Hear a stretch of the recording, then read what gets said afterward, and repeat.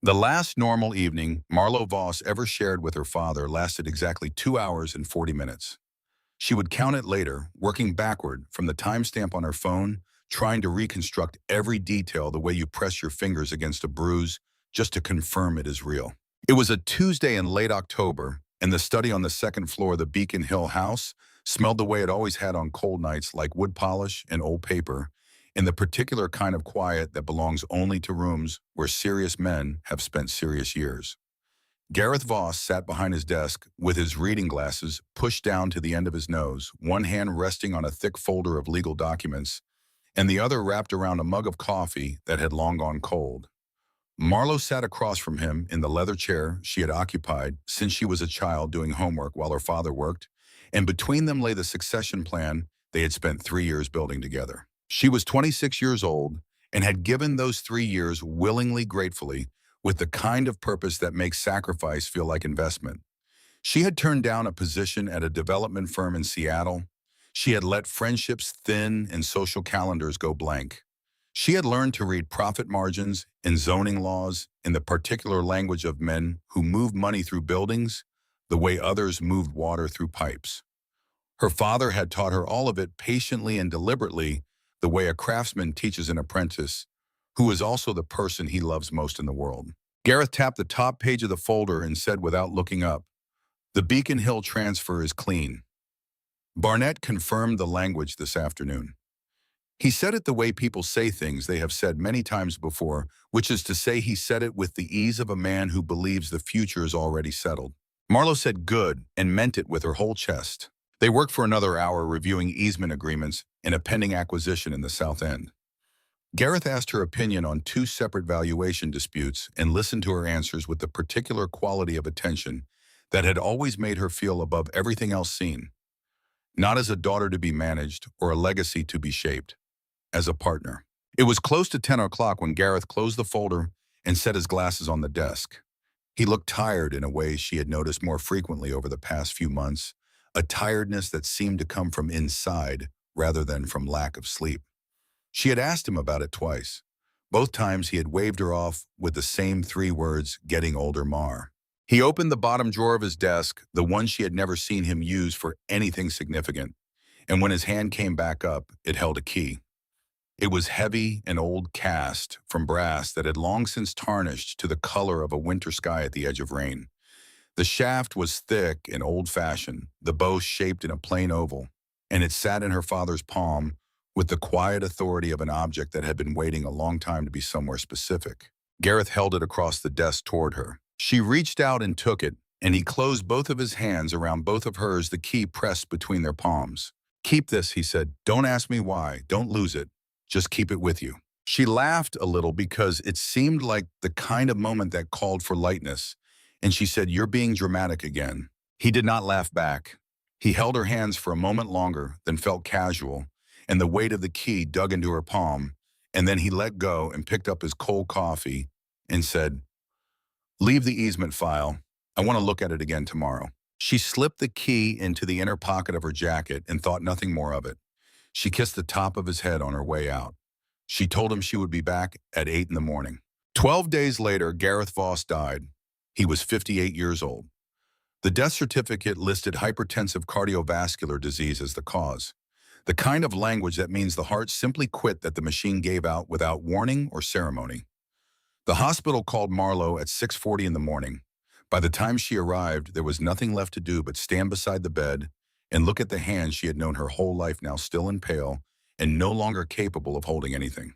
In the pocket of the jacket she was wearing, because she had grabbed it automatically from the hook by the door on the way out, the brass key pressed cold against her ribs. She carried it into the worst week of her life without understanding what it was. The office of Burnett Wycliffe occupied the top floor of a narrow brick building on Tremont Street that had the self-conscious dignity of a place that expected to be taken seriously. The reception area had burgundy carpet and oil paintings of landscapes in the kind of silence that institutions cultivate deliberately, the silence of authority performing itself for people who are already afraid. Marlo arrived 7 minutes early. She wore a dark coat and her hair pulled back, and the expression of someone who has not slept enough but has decided to treat exhaustion as a form of discipline. The receptionist showed her to the conference room without making eye contact. Sylvie was already there. Gareth Voss's second wife was 51 years old and had the precise, practiced appearance of a woman who had spent decades ensuring that she was never caught being anything other than composed. She sat at the far end of the heavy conference table in a cream-colored suit with a silk handkerchief folded in her right hand, and when Marlowe walked in, she arranged her expression into something that was constructed to look like grief, but was in the architecture of it entirely different. Her eyes were dry, the handkerchief was for theater. Forrest Osgood sat beside her. He was 32 and had his mother's coloring and none of her discipline about hiding what he felt. He was bored. He made no effort to disguise it. He had his phone face down on the table, and he was examining the cufflinks on his right sleeve with the attention of a man who has already decided the present moment does not require him. Barnett Wycliffe entered last, settled his considerable frame into the chair at the head of the table, and opened the document with the practiced gravity of a man who has delivered bad news so many times it has become a form of professionalism. He did not look at Marlowe once during the reading. Not once. She noticed that on his second sentence and spent the rest of the reading watching the side of his face, trying to understand what the absence of eye contact was trying to tell her. The language was formal and dense and ultimately simple. The estate of Gareth Thomas Voss, including all liquid assets, all property holdings, and the controlling shares of Voss Enterprises, was bequeathed in its entirety to his wife Sylvie Osgood. To his daughter Marlowe, he left the sum of $15,000 to be disbursed immediately upon execution. The number sat in the room like something dropped from a height. $40 million in assets, a company she had helped build, a house she had grown up in, and $15,000, which was less than Sylvie spent on a single weekend in New York. Marlowe said there has to be a mistake. Her voice came out steadier than she expected, which surprised her because nothing else in her body was steady. Her hands were flat on the table because she had pressed them down there to keep them still. We had a succession plan, she said. 3 years of documented planning. Barnett, you drafted it with him. He signed every revision. Wycliffe still did not look at her. He took off his reading glasses and set them on the document with the deliberate slowness of a man creating a small task for himself. It was Sylvie who answered, and she did it with a voice calibrated to the particular frequency of condescension that sounds on the surface like compassion.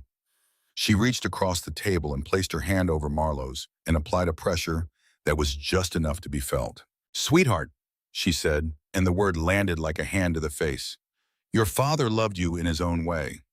But love and confidence are not the same thing. In his final weeks, he came to understand that you were not ready, that you had never been ready.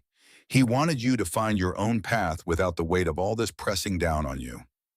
She removed her hand and settled back in her chair with the quiet satisfaction of someone who has rehearsed a speech and delivered it correctly. "He changed the will 3 weeks ago. Barnett witnessed it. It is entirely binding." Wycliffe said softly to the surface of the table, "I am truly sorry, Marlowe." Forrest stood up, buttoned his jacket, and checked his phone. "If we're finished," he said, "I have at 12:30. He looked at Marlowe with the frank indifference of someone reading a piece of furniture. "We'll need the Beacon Hill house cleared by 6 this evening. There's a shoot scheduled for tomorrow morning, and your things will need to be out." He paused. All of them. What happened inside Marlowe in the 30 seconds after that sentence is difficult to name with precision. It was not anger, though anger came later.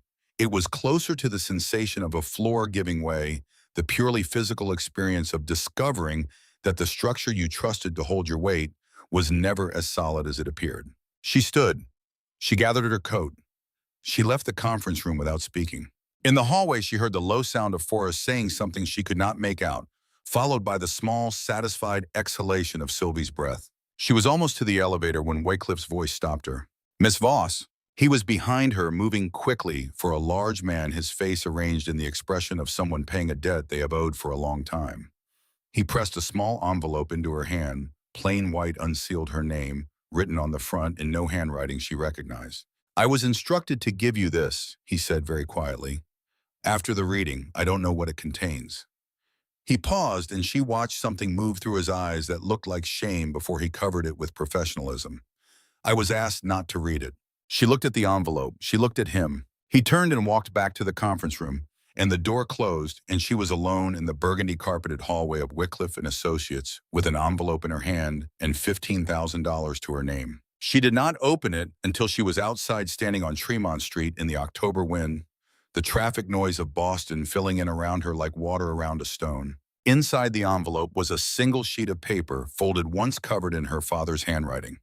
The handwriting was smaller than usual, more compressed the way his writing always got when he was working quickly or under pressure. It said, 42 Hawthorne Lane, Salem. The auction is on Tuesday. Use the money as you see fit. Nothing else. No explanation, no endearment at the close. She read it 3 times. Then she took the brass key from her jacket pocket and held it in her palm beside the paper, the tarnished metal, and the folded sheet, and stood there on the sidewalk while the wind moved around her and the city kept going, indifferent and enormous, the way cities always are when private lives are coming apart. 2 things her father had given her in the last weeks of his life: a key, an address, no instructions beyond the barest minimum, which was not an oversight. Gareth Voss had never been imprecise in his life. She put both of them away and hailed a cab to the motel in Lynn. The room cost $63 a night and smelled of stale cigarette smoke and an industrial cleaner that had been applied with conviction but without success. The carpet was a shade of green that might have been chosen to hide stains, and the window overlooked a parking lot where a fast food bag had been pressed against the chain-link fence by the wind and appeared to have been there long enough to become a kind of permanent feature. Marlowe set her 2 suitcases against the wall and sat on the edge of the bed and did the arithmetic she had been avoiding since the conference room. $15,000, minus motel costs, minus food, minus transportation. In the Boston area, a first and last month's rent plus security deposit on even a modest apartment would consume $10,000 to $12,000 immediately, leaving her with almost nothing and no stable foundation from which to rebuild anything at all. The math was a trap. She could see the edges of it clearly from where she was sitting.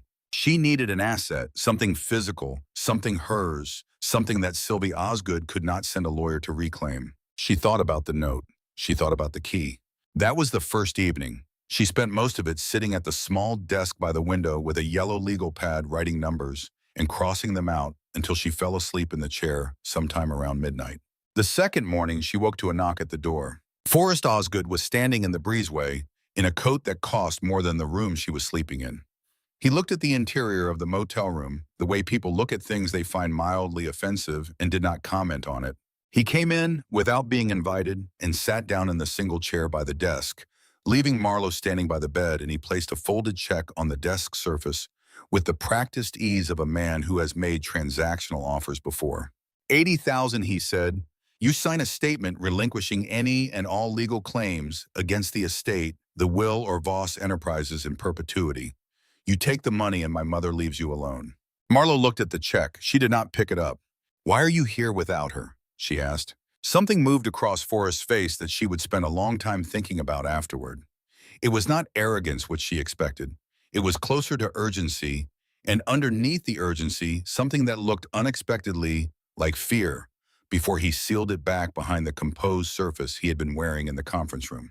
Because she doesn't know I'm here, he said. She stared at him. The information rearranged something in her understanding of the situation. Forrest and Sylvie were not perfectly unified. There was a fracture, small and probably temporary, but there. He wanted this resolved faster than his mother's timeline required, which meant he had his own reasons, separate from hers. No, she said. His expression returned to flat. He reached out and picked the check back up and folded it and put it in his breast pocket without hurry. He stood. He adjusted his coat.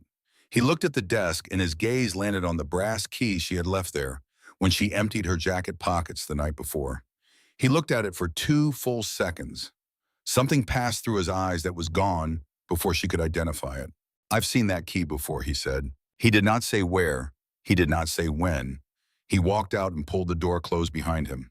Marlowe stood in the silence of the motel room and looked at the key on the desk and understood in the wordless way that some understandings arrive, that the object her father had pressed into her hands 2 weeks before his death was not simply a key to a house. Forrest had recognized it, which meant Forrest knew about 42 Hawthorne Lane, which meant the timeline she was constructing the one in which her father had hidden something for her to find, was more complicated and more urgent than she had believed 3 minutes ago. She picked up the key and did not put it down again for the rest of the day. Essex County held its tax lien auctions in a municipal building that had the beige institutional efficiency of every governmental space that has never needed to impress anyone. The room was filled with folding chairs and the particular energy of people who treat the acquisition of distressed property the way other people treat competitive sport.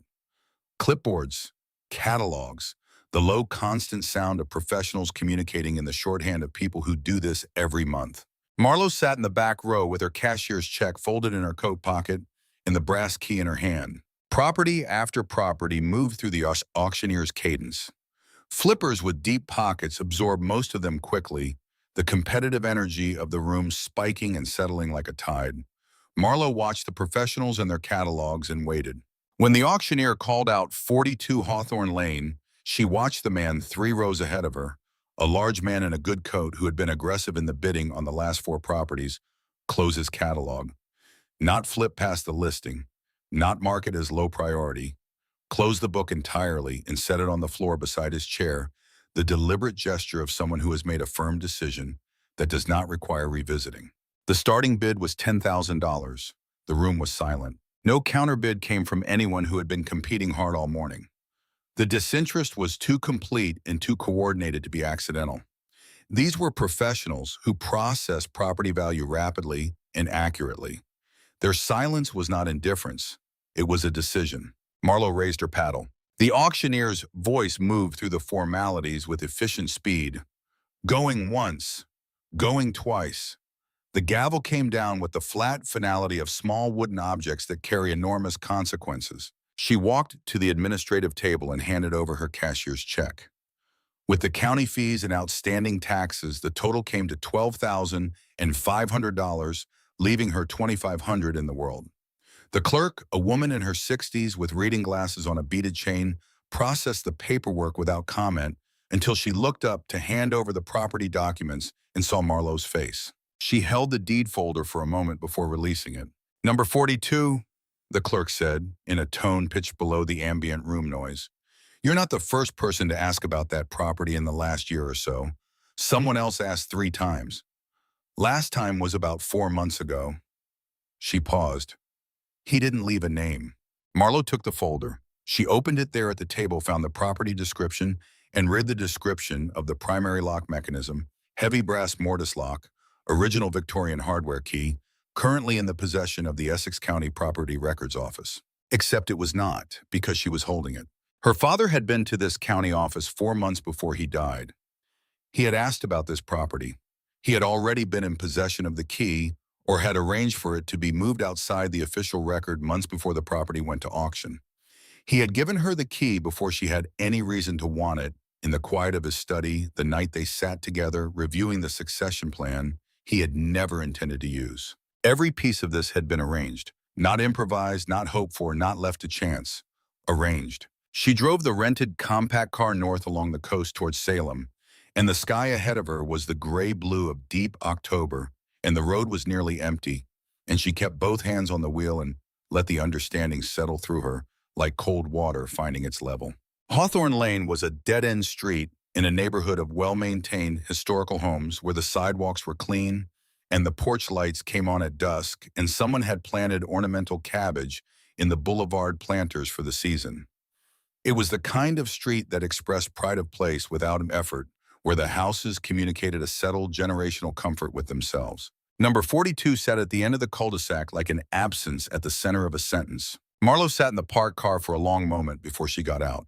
She had prepared herself for disrepair. She had not fully prepared herself for the particular species of deterioration that comes not from neglect alone, but from the collision of age weather and absolute abandonment.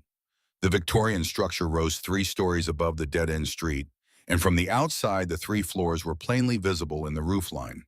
Ivy with thorns she could see from the car had colonized the brick chimney completely and sent runners across the boarded upper windows. The paint, what remained of it, had withdrawn to the color of weathered bone. The wraparound porch sagged on the right side with the patient inevitability of architecture that has been waiting a long time for someone to notice. The roof was missing shingles in a pattern that suggested years of incremental loss each winter storm, taking a few more without anyone present to count the damage. The third floor had no visible windows facing the street. This registered in the back of her mind as odd an architectural omission that the rest of the house's Victorian exuberance made stranger by contrast. But she filed it away without following the thread.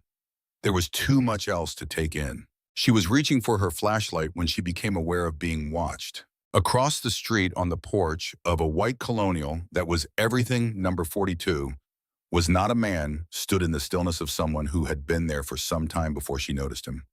He was old 70 at least, with the deliberate posture of a man who has chosen not to let age make him apologetic about space.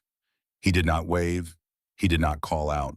He looked at her with a particular quality of recognition that does not come from familiarity with a person, but from familiarity with a situation, the expression of someone seeing the next expected thing arrive. Marlowe raised a hand in greeting. He did not return it. He turned and walked back into his house and closed the door, and the porch was empty and the street was silent, except for the wind moving through the dried, ornamental grasses and the boulevard planters. She turned back to number 42 and got out of the car. The porch stairs announced her wait with a sound like complaint. The front door required her full body leaned into it before the old lock turned, and when it gave way, it did so with a crack that sounded final, like something sealed for a long time accepting that it was time to open. The smell hit her before anything visual could. Damp stone and old wood, and something underneath both of those things metallic and faint, like the ghost of machine oil in a room where machines had not run for years. She swept the flashlight beam across the grand foyer. Despite everything, the bones of extraordinary craftsmanship remained visible beneath the damage. The staircase curved upward with the confidence of original design, its mahogany banister carved with climbing vines, that on closer inspection resolved into intertwined faces looking outward with expressions that were not quite comfortable but were too intricate to be accidental. A grand piano hulked under a moth-eaten canvas tarp to the left. Chairs and small tables stood distributed across the parlor beneath gray drop cloths that the flashlight turned into rough approximations of standing figures. She spent the next 2 hours doing what survival requires. She cleared the small downstairs study of enough debris to make it habitable, unrolled the camping mattress she had stopped on the way out of Lynn, and installed the heavy padlock she had bought at the same hardware store on the front door. She ate a granola bar she found in her bag and drank water from a bottle she had brought and tried to make practical decisions about practical problems. Sometime around 1 in the morning, she stopped being able to make practical decisions and lay on the camping mattress in the dark study and listened to the house. Old structures have their own acoustic vocabulary. They breathe and settle and respond to temperature with sounds that become familiar to anyone who has lived in them long enough. She had known this house for exactly 4 hours and could not yet distinguish its usual language from the unusual, which is why it took her until almost 2 in the morning to be certain that what she was hearing from the floor above was neither the settling of old timbers nor the movement of wind through gaps in the roof. It was rhythmic. It was heavy. It came from directly above her from the second floor, moving in a slow, steady pattern, a long scraping sound, a brief pause, a heavier thud, lower in pitch than the scrape, then silence for 4 or 5 seconds, and then the scrape again. Scrape, pause, thud, silence. She lay on her back with the flashlight in her right hand and her eyes open and her entire body held in the stillness of someone making a decision about what to do with a fear they are not yet prepared to name. She did not go upstairs. She was not foolish enough or brave enough for that, not at 2 in the morning, not alone, not with $2,500 and no contingency plan. She lay there and counted the rhythm and waited for light. The sound continued patient and exact for another 4 hours. When the first gray of morning came through the cracks in the boarded window, the sound stopped. Not gradually, not with diminishment, but all at once, as though something had completed a task and ceased. Marlowe sat up. She put her hand in her jacket pocket and her fingers closed around the brass key. It was cold against her palm the way it had been cold when her father pressed it into her hands in the warm study of the house she had grown up in on the last ordinary evening they would ever share. She held it in the dark and waited for the town to wake up. She was not going to leave.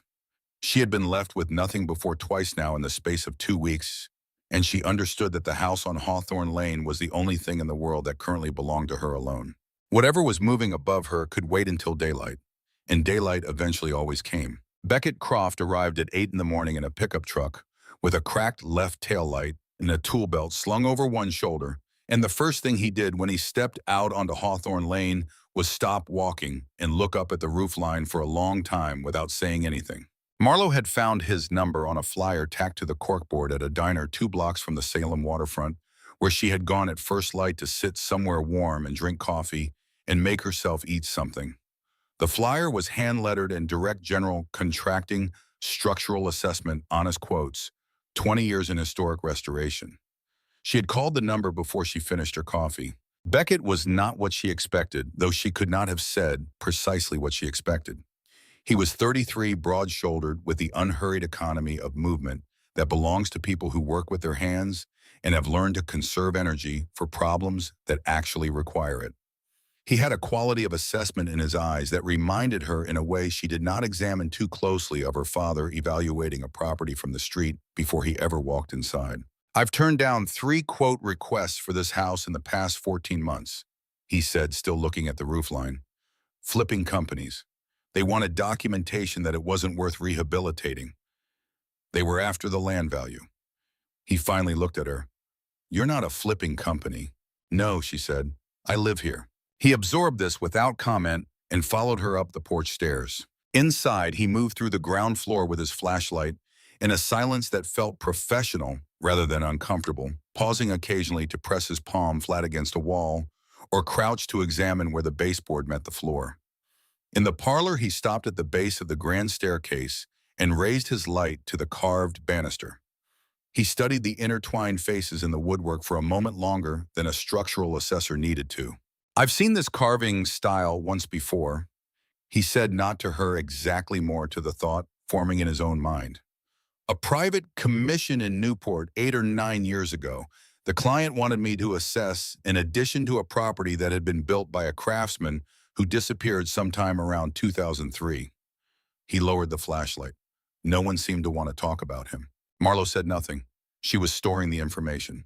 They went upstairs. The second floor was a long central corridor with doors on both sides in the particular staleness of air that has not moved in years.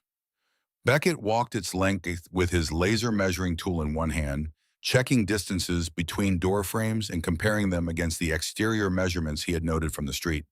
He opened each door they could force open, cataloging water damage, checking ceiling joists, pressing knuckles against plaster to test for hollow spaces behind it. When he had covered the entire corridor and every accessible room, he stood in the center of the hallway and looked at his measurement tool and said, "The math is wrong." Marlowe said, "What do you mean?" He pointed the laser at the ceiling directly above him. 9 feet, that's the ceiling height on this floor. Standard for Victorian construction, reasonable, nothing unusual. He walked to the window at the far end of the hall and forced the sash up 3 inches, enough to lean out and look at the exterior roof line. But the roof pitch begins at least 12 feet above this ceiling, maybe more. He pulled back inside and looked at her. There should be a substantial attic space above us. Accessible, functional. A house like this would have used every inch of that volume. Marlowe looked at the ceiling. "So there's an attic with a hatch somewhere? I've checked every ceiling, every closet, every room on this floor." His voice had shifted into the register of a man presenting an uncomfortable conclusion.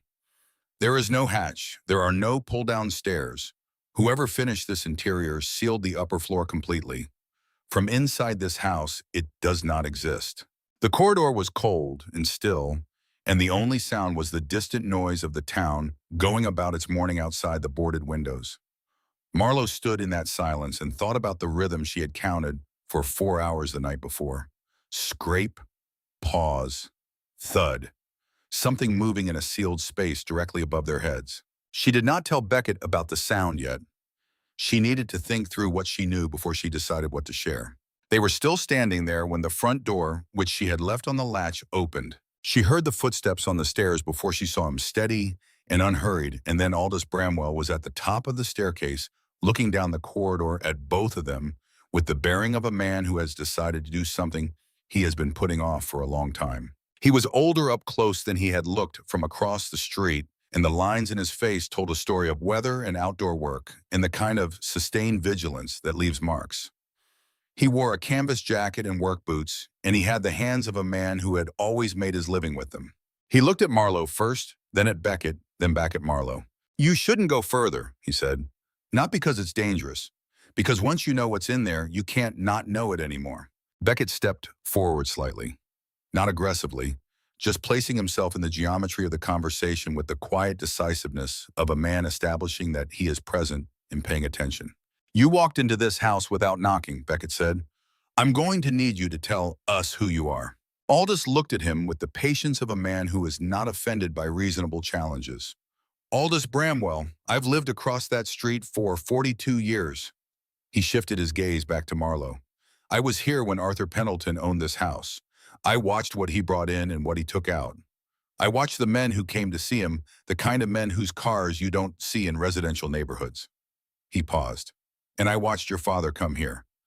Last time was about 4 months before he died.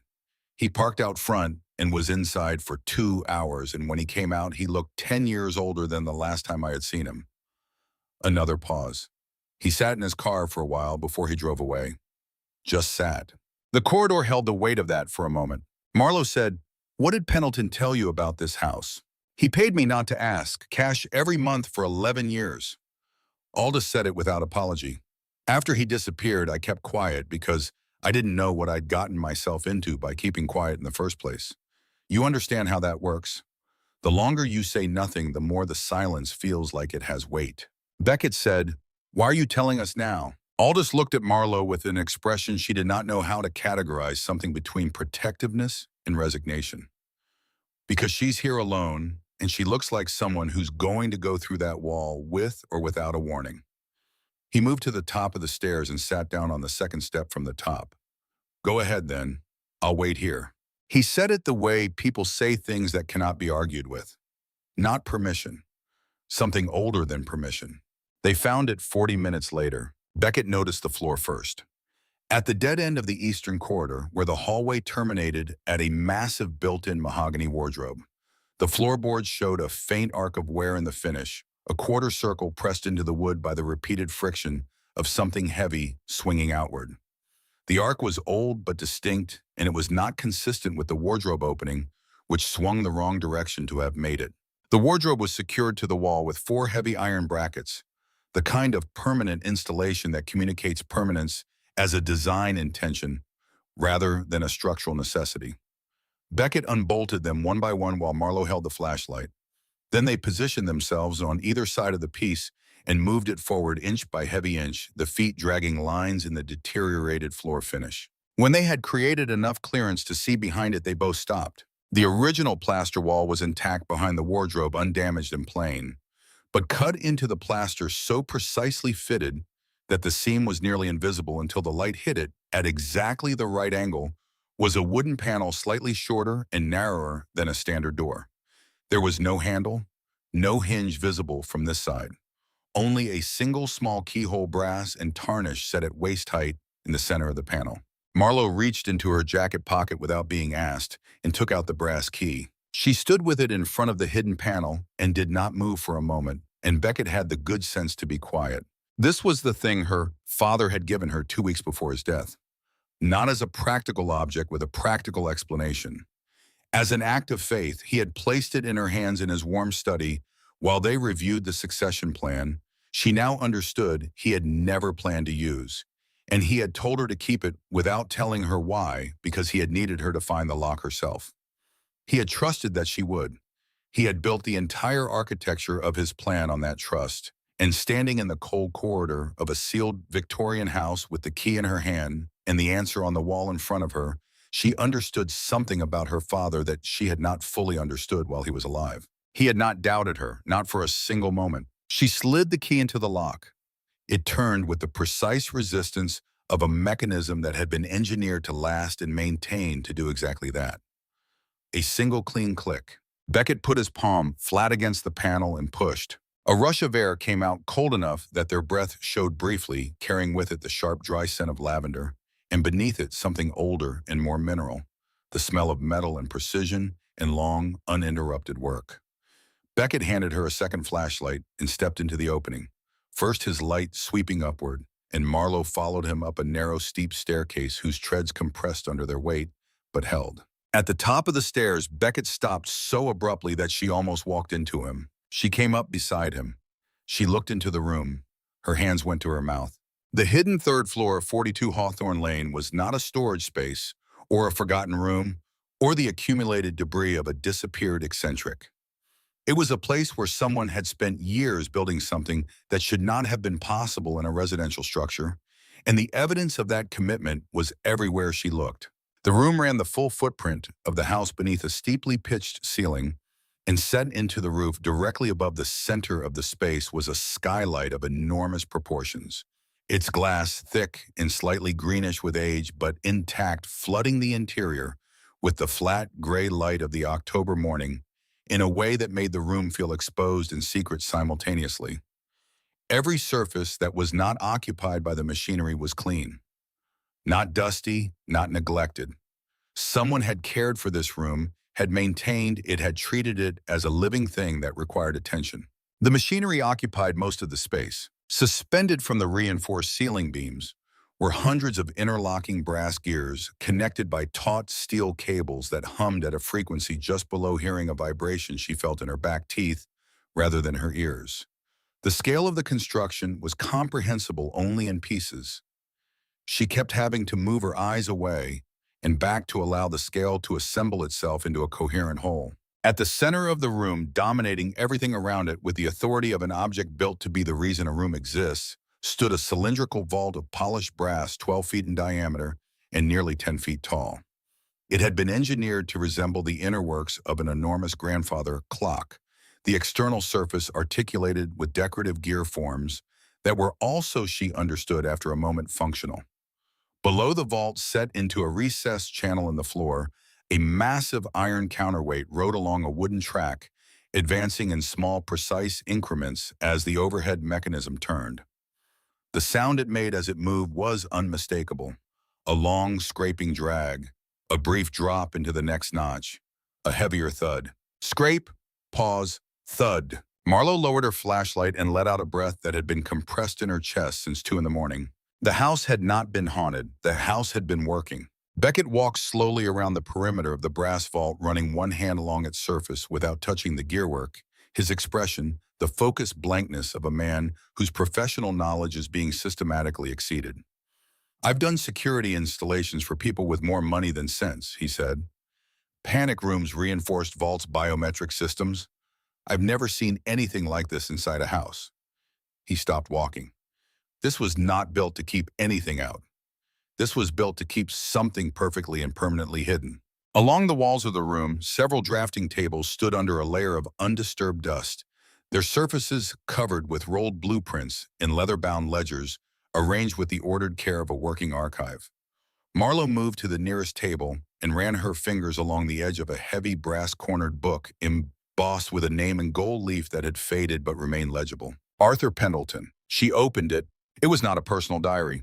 It was a professional registry handwritten in a small, careful script across dozens of pages, each entry recording a client, a commission, a structural modification, and a delivery date.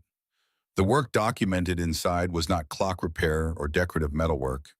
It was concealment architecture on an extraordinary scale, hidden compartments in sealed vaults, in climate-controlled chambers built into the fabric of some of the most significant private estates in American history. The Astor family, a private residence connected to Andrew Mellon. Multiple commissions for a trust she recognized as part of the Rockefeller holdings. She turned pages. She was near the end of the ledger before she found what she was looking for.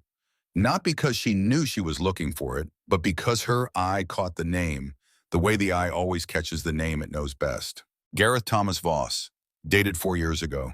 Below the name in Pendleton's careful script, a series of technical notations sealed third-floor centrifugal horological lock kinetic resonance trigger mechanism. And then set apart from the technical language, a single sentence in different handwriting, added later in Gareth's compressed urgent script, the same handwriting that had written the note she found in Wycliffe's envelope. This vault must find its own way to the right hands. Discovery only. Her father had not simply hired Pendleton. He had added his own instruction to the ledger. He had designed the discovery as part of the inheritance, not the shortcut to it. "Beckett," she said. Her voice was level. She was proud of that.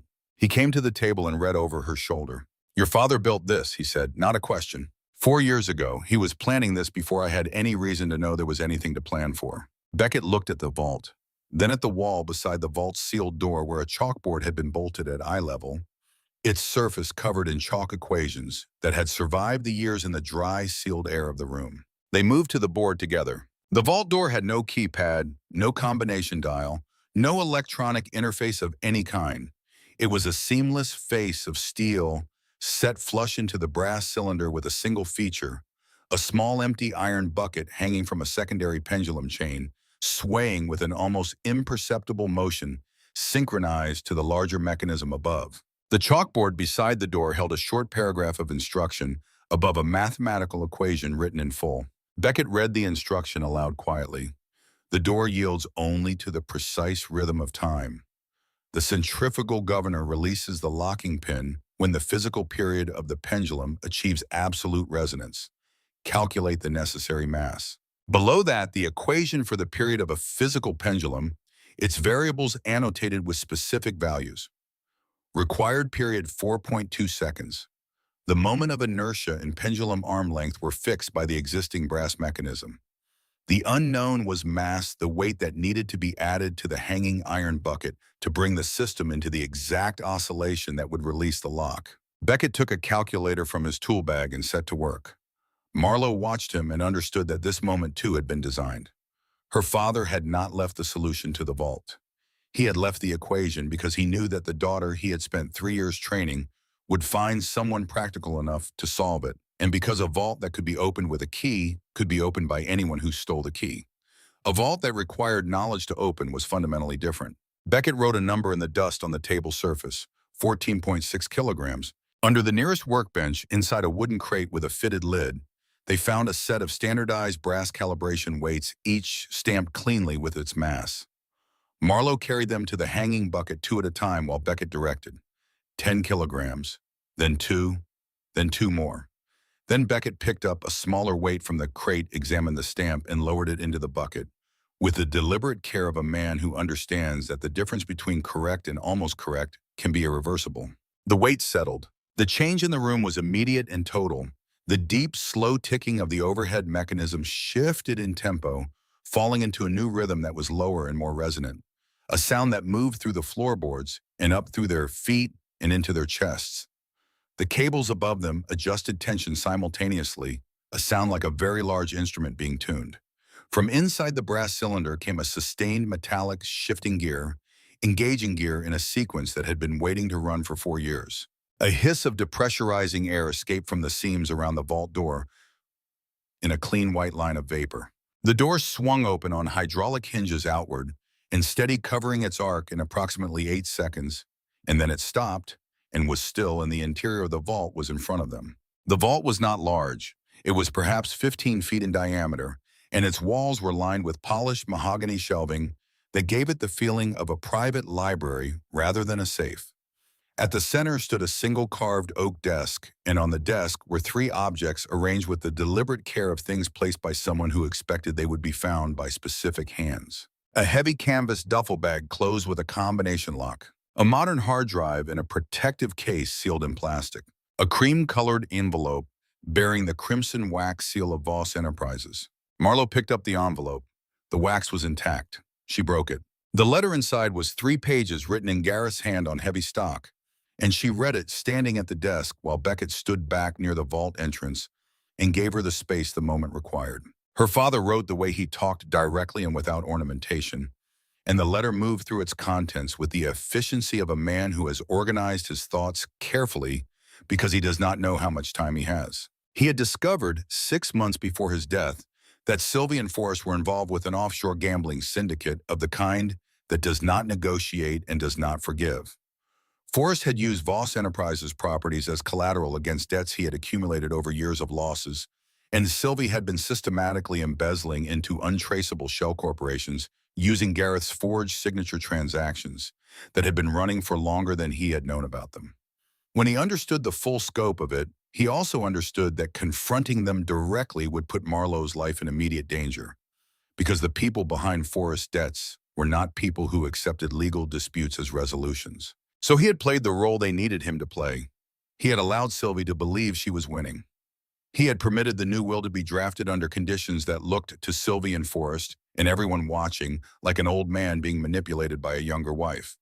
He had left Marlowe the $15,000, not out of diminished love, but because $15,000 was within a margin of a few $100s, the precise cost of winning an uncontested tax lien auction in Essex County. He had known she would calculate the problem correctly. He had known she would choose an asset over a rental. He had been certain she would find this house because he had given her the key before she had any reason to need it, and because the kind of mind he had spent 3 years training was not the kind that walked away from an unexplained object held by a man she trusted. The legal restructuring he described had been conducted over 4 months through an anonymous holding firm called Hawthorne Trust, established through Pendleton and named for this house. Every liquid asset, every patent, every controlling share certificate had been transferred out of the primary company and into the trust before Gareth signed the new will. Voss Enterprises, when Sylvie inherited it, was a meticulously gutted shell carrying substantial debt and no operational value. She had been handed the appearance of an empire. The deed to 42 Hawthorne Lane, held by the trust and allowed to lapse into tax delinquency, deliberately transferred legal ownership of the trust itself to whoever held the property deed. By purchasing the house at auction, Marlowe had not bought a condemned Victorian. She had inherited everything her father had actually built. The letter ended, "Use the contents of this vault to take back what belongs to you. I built it for your hands. I was never more certain of anything in my life. All my love, Dad." She stood over the desk with the letter in her hands and did not try to control what happened in her face. There was no one here whose opinion of her distress mattered enough to manage it. The betrayal that had broken her on the pavement outside the Beacon Hill house had been engineered. Every piece of it, including her own suffering, had been included in the plan as a necessary element, the performance of defeat so convincing that it convinced even her. The cruelty of it was inseparable from the genius of it, and she was not yet able to decide how she felt about that. She set the letter down and wiped her face and looked at Beckett. "We need to document everything in here," she said. Her voice was different than it had been when she walked up the stairs an hour ago, harder in a way that was not coldness, but concentration. Every item, every value, every serial number. Beckett nodded once. He was already reaching for the notebook in his tool bag. He had the particular quality of useful men in moments of seriousness, which is that they get moving without requiring an explanation of why. They had been working through the inventory for 40 minutes when they heard the footsteps on the stairs. Beckett was on his feet and between Marlowe and the vault entrance before she had fully processed the sound. She put her hand on his arm and shook her head slightly. She stepped around him. Callum Dunmore was 50 years old and had the build and composure of a man who had spent a career in spaces where composure was the primary professional skill. He wore a plain dark jacket and carried a leather document case that was full enough to require both hands, and he stopped at the top of the stairs and looked at both of them with the patient stillness of someone who expected exactly this reception and had prepared for it. "My name is Callum Dunmore," he said. "Gareth Voss hired me 8 months before he died. I have been waiting for you to find this room." Beckett said, "You don't walk into someone's house." "The door was unlocked," Callum said, "and I've been sitting in a car on this street for 4 days. The temperature last night was 31 degrees. He looked at Marlowe. "Your father described you very accurately. He said you would find the vault before anyone else could interfere, and that when you did, I should give you what I've been carrying." Beckett did not move from his position. He looked at Marlowe. She studied Callum Dunmore for a long moment. His stillness was genuine, not performed. He was not scanning the room for exits or valuables. He was looking at her with the focused attention of someone delivering a message who wants to make sure the message is received correctly. "Prove who you are," she said. Callum opened the document case and extracted a photograph and held it out. It was a picture of Callum and Gareth standing in front of a building she recognized as a private club in downtown Boston. Both men in coats caught mid-conversation, the image with the particular unposed quality of a surveillance photograph rather than a social one.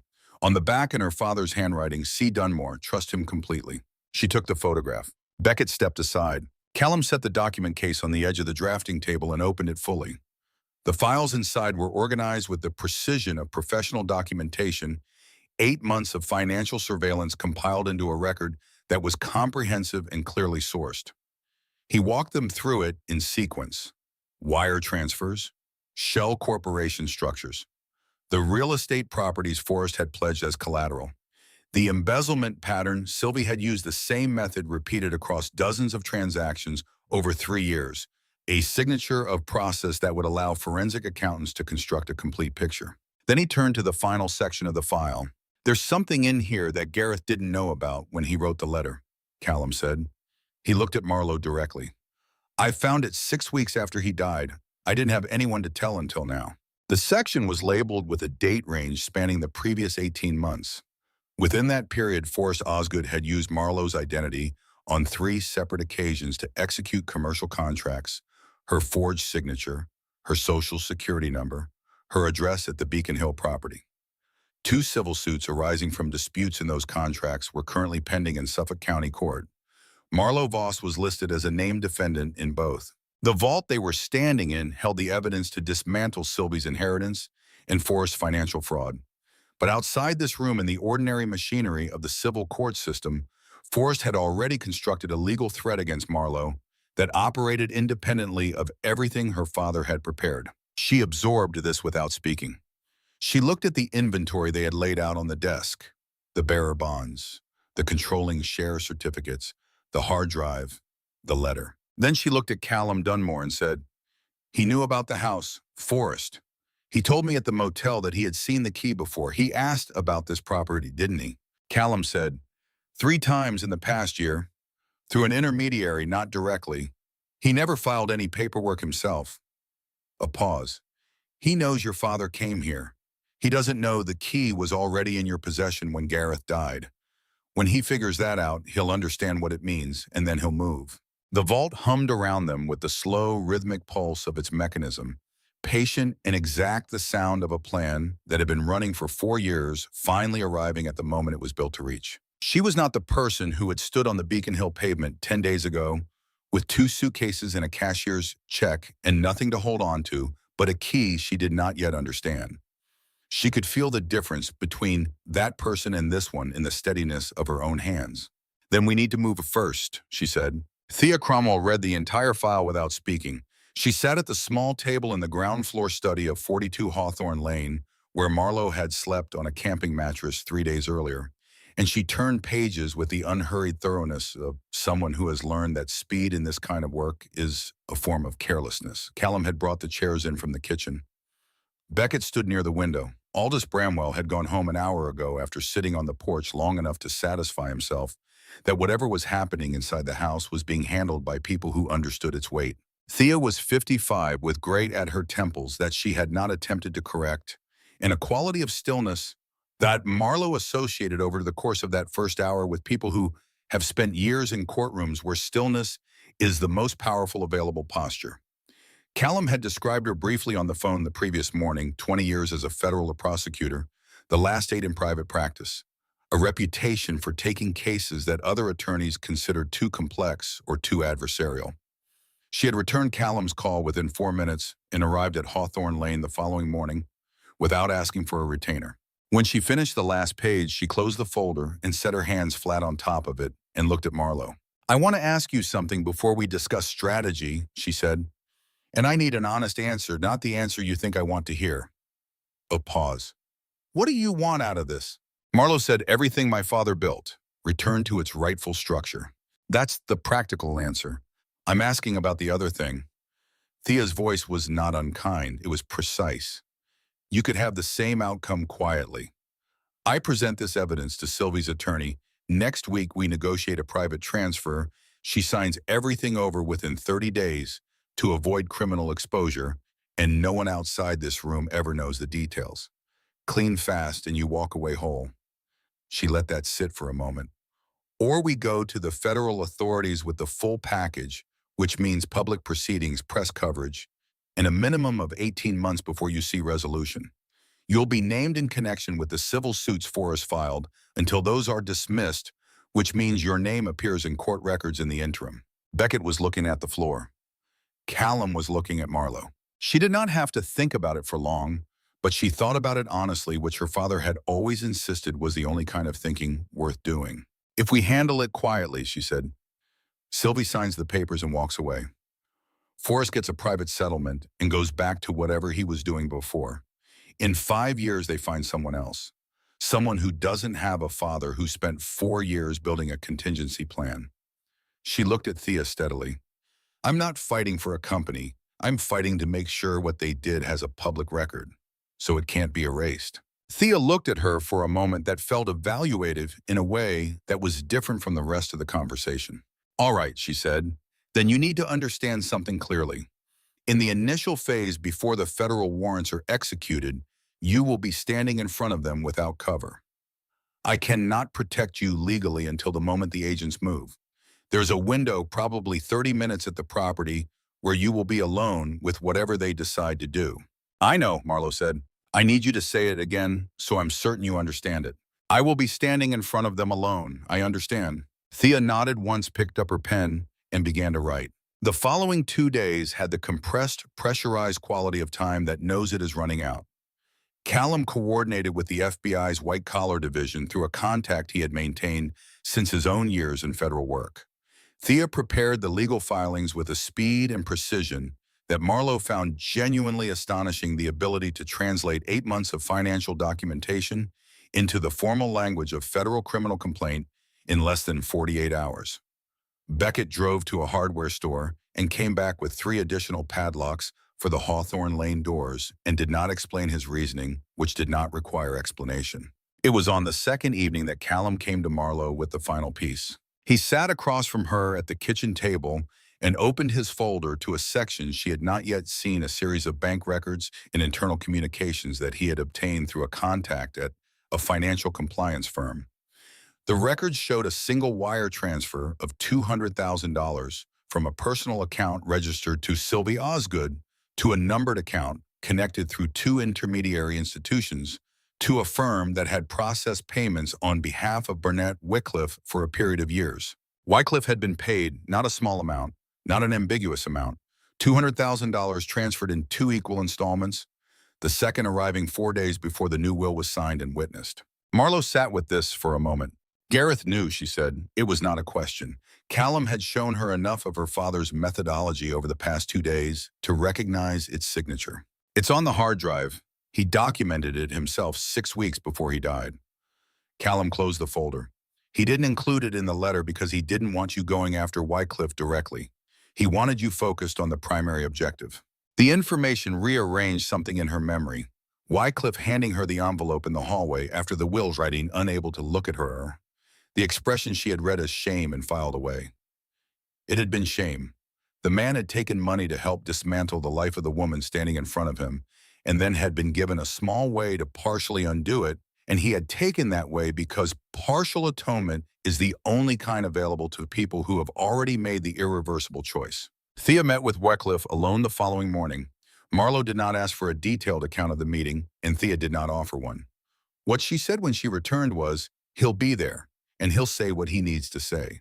That night, Forrest came to Hawthorne Lane for the last time. Marlo heard the car pull up and was at the window before the engine cut.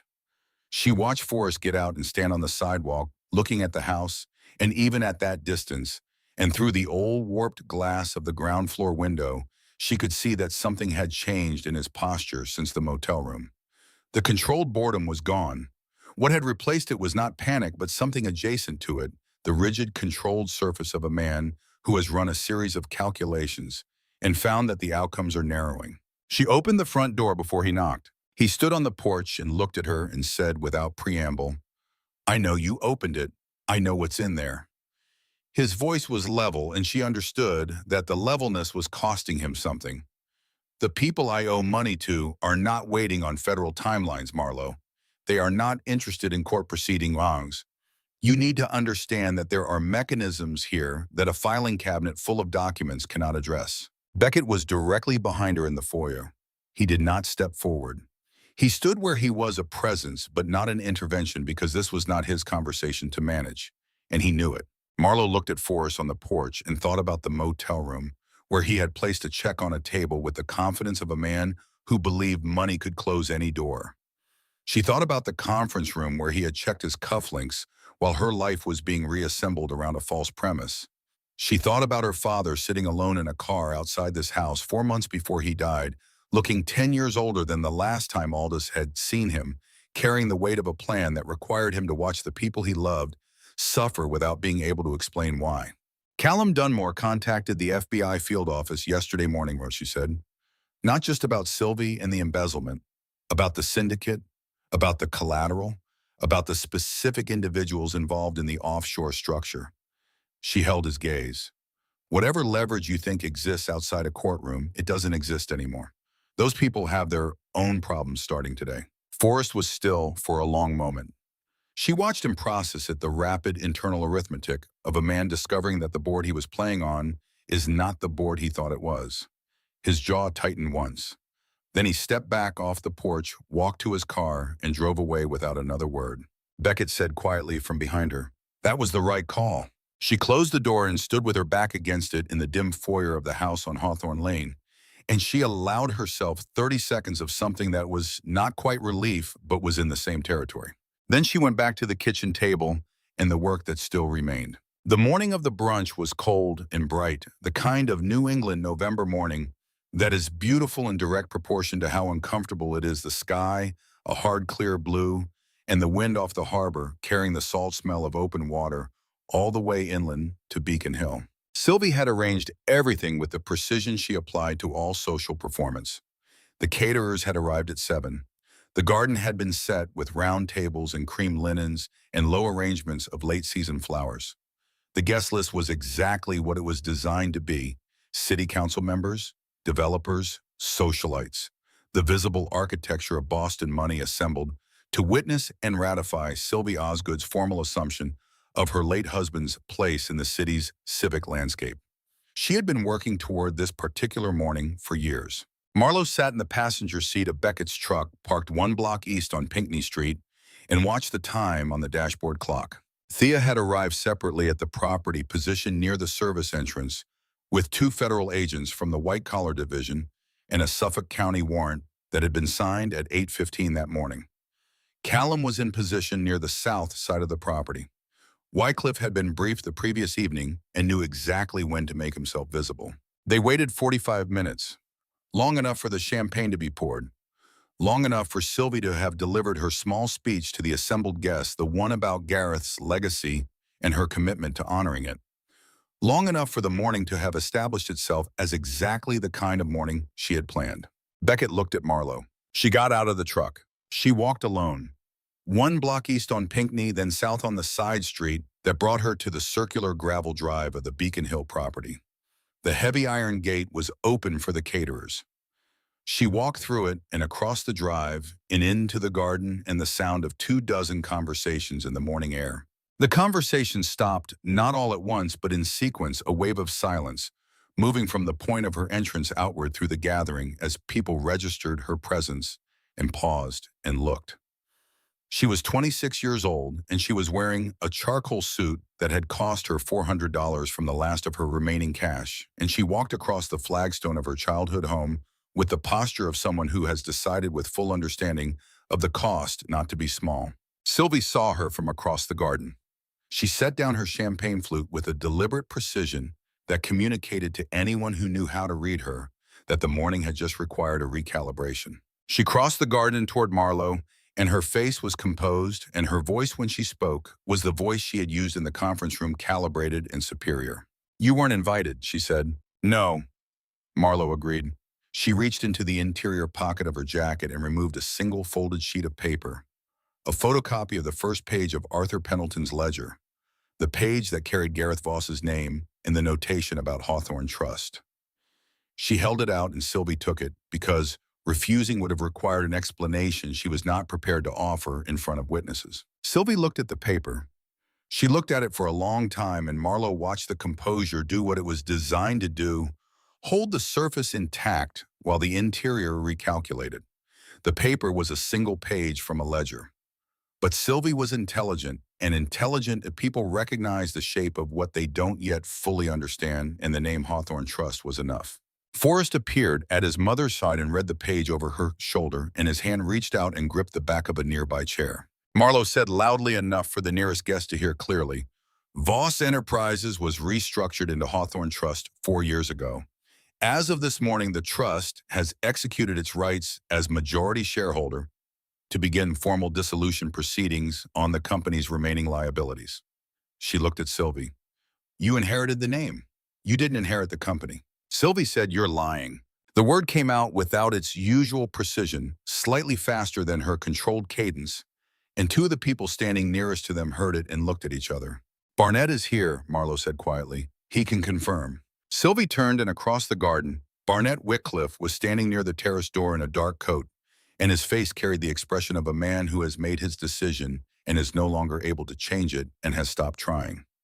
He met Sylvie's eyes and did not look away, and that steadiness was its own kind of testimony. The gate opened behind Marlowe. Thea Cromwell walked in first, her posture carrying the specific authority of someone who has spent decades representing the weight of institutional law. Behind her, two federal agents in plain clothes moved with the practiced efficiency of people executing a procedure they have performed before. And at Thea's side, Barnett Whitcliffe, who had been standing with them at the service entrance for the past 10 minutes, and now entered the garden through the main gate, his face carrying the weight of a decision he could not unmake. The agents did not rush. They did not raise their voices.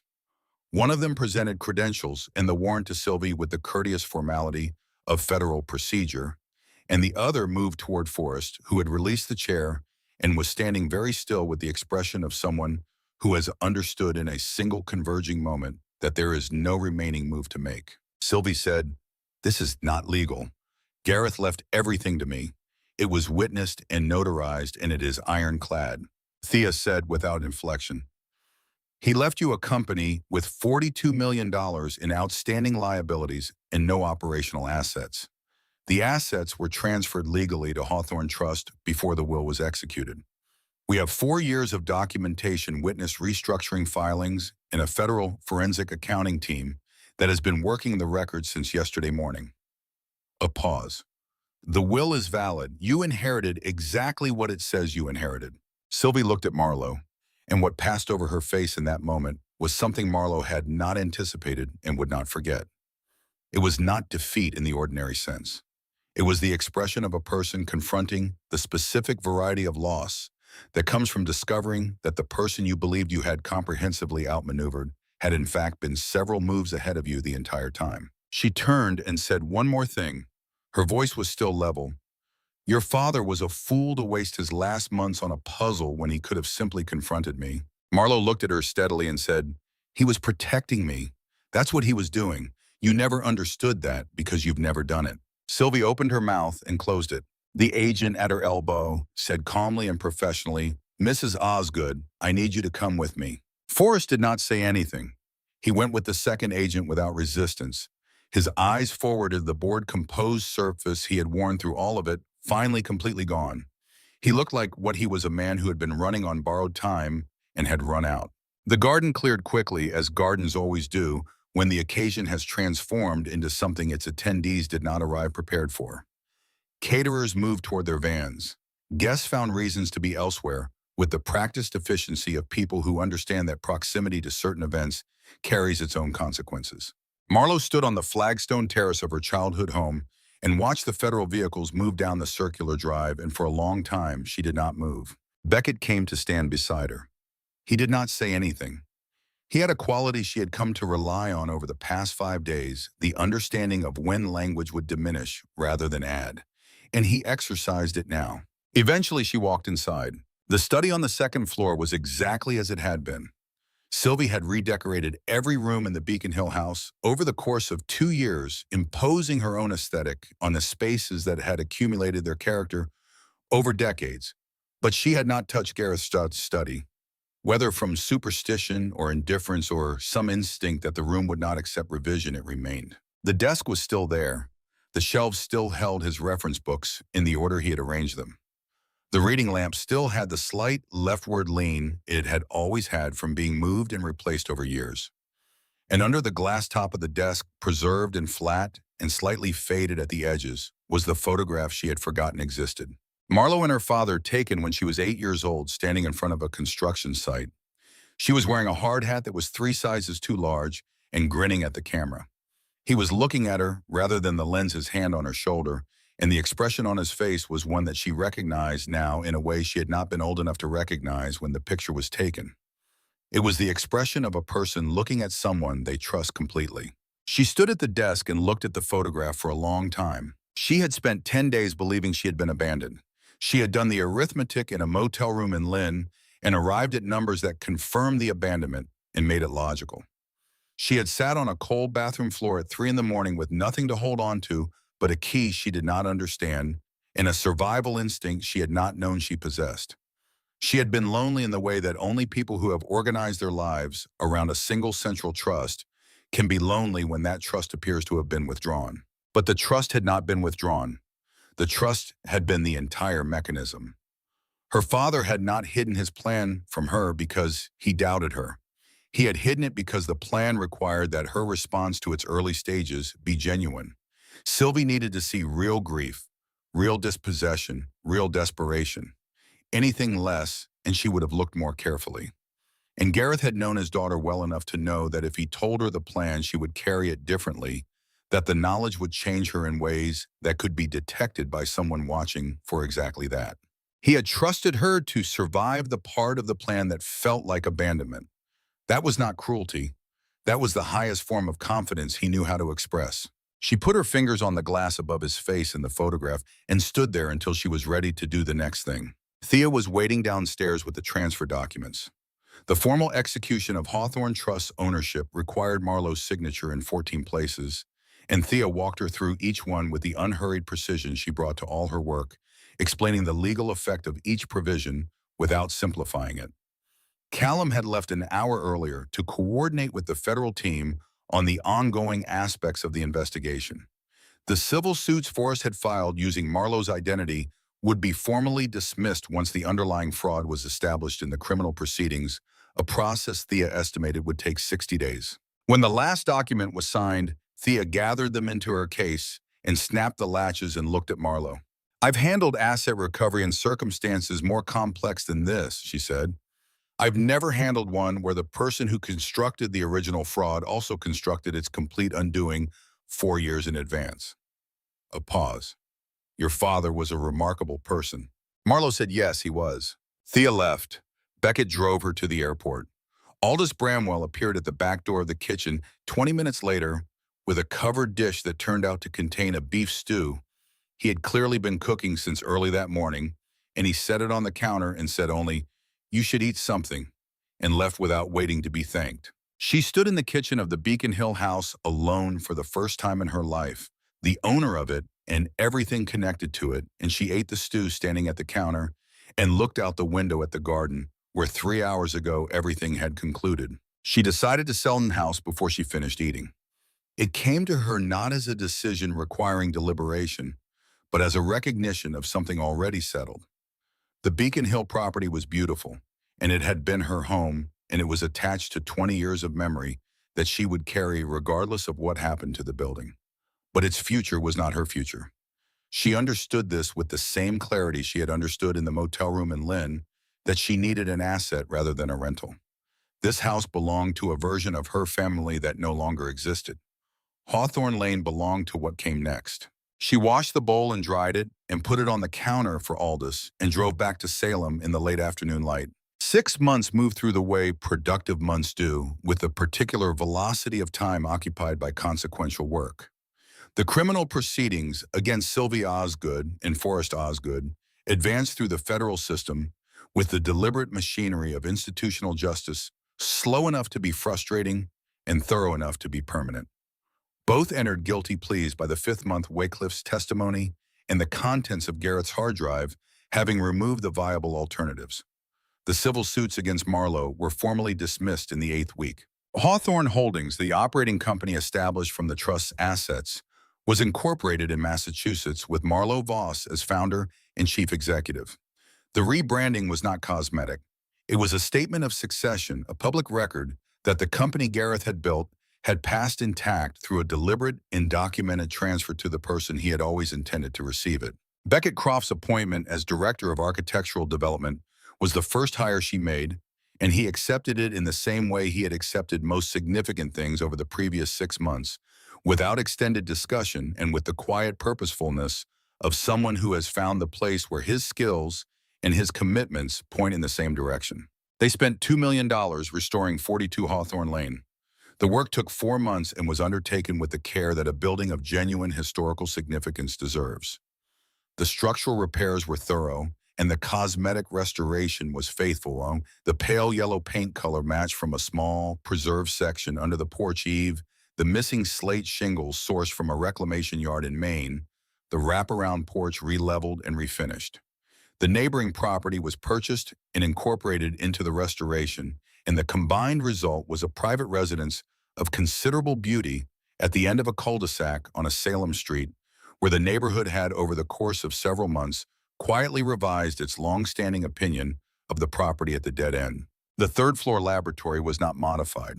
Beckett had proposed early in the planning process making the space accessible as a kind of private museum, the machinery documented and interpreted for future occupants.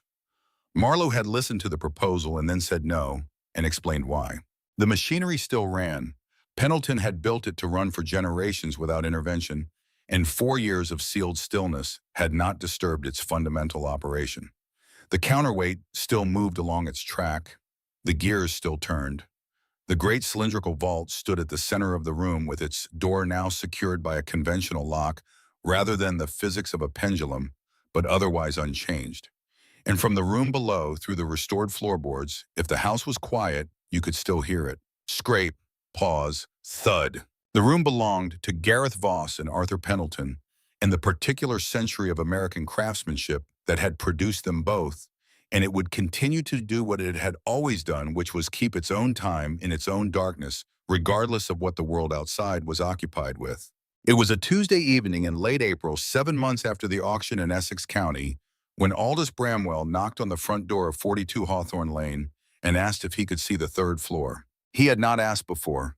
In the months since the day he had sat on the stairs and waited while they found the door behind the wardrobe, he had been a consistent and uncomplicated presence in Marlowe's life, appearing at intervals with practical things, a recommendation for a reliable plumber, a warning about the parking restrictions on Hawthorne Lane during the summer festival, the occasional covered dish left on the back step. He had not referred to what he knew about the house or about Gareth or about Pendleton, and Marlowe had not pressed him. She brought him upstairs and through the panel door, which now opened easily on properly maintained hinges, and up the narrow staircase and into the restored laboratory. Aldous stood in the center of the room and turned slowly, looking at everything. The skylight had been cleaned and its frame resealed, and the evening light came through it at a low angle that moved across the gearwork in a way that animated it, gave it the quality of something breathing. He stood for a long time looking at the vault, and then at the gears above him, and then at the counterweight completing its slow traverse of the track. He said eventually, "Pendleton told me once that he built things that outlasted the people who commissioned them. He said that was the only form of immortality available to a craftsman." He turned to look at Marlowe. He also said the things worth building were the ones built for someone specific, not for the ages, for a person. He looked at the machinery for another moment. "Your father understood that," he said. "I think that's what he was sitting in his car thinking about that last time I saw him. Whether he'd built it right, whether it would hold." Aldous looked at her directly. It held. Marlowe stood in the room her father had commissioned and her friend had designed, and her own 2 hands had helped to restore, listening to the rhythm that had frightened her on her first night in the house, the sound she now knew as well as the sound of her own breathing. She did not say anything because there was nothing to say that would improve on the fact of standing there in that light listening to that sound. Callum Dunmore came to her office in Salem the following morning. The office was on the 2nd floor of a building near the waterfront, with windows that faced east and caught the first light over the harbor, and the desk was still new enough that it had not yet accumulated the comfortable disorder of a working space.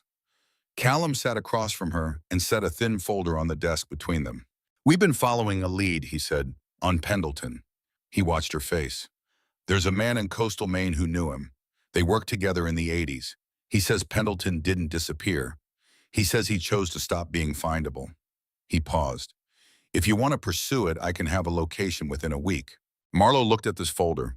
She thought about a man who had spent decades building hidden things for other people who had accepted a commission from her father with no questions asked, because that was the kind of trust that requires no explanation, who had then arranged his own disappearance with the same precision he applied to everything else he built. Some things were designed to be found.